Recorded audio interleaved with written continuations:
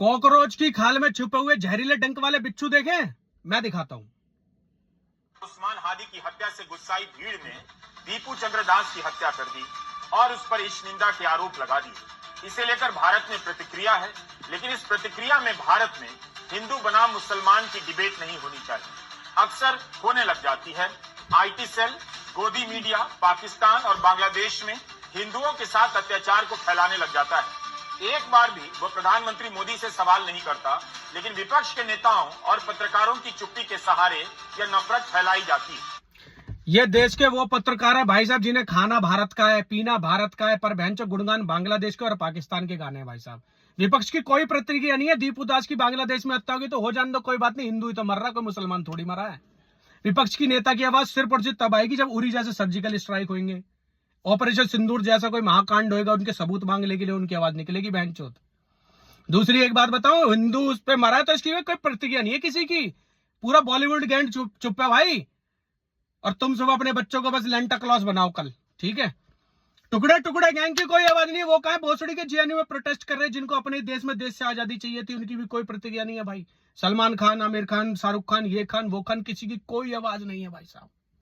हिंदू आवाज उठाएगा तो पेड़ पे लटका हुआ मिलेगा, या नाली में गिरा हुआ मिलेगा, या सर में घर में उसका गला रेत दिया जाएगा भाई आके।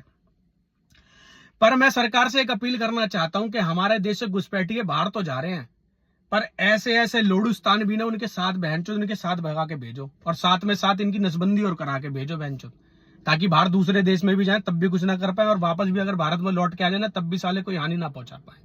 उनकी नसबंदी भी कराओ साथ के साथ बहनचोद।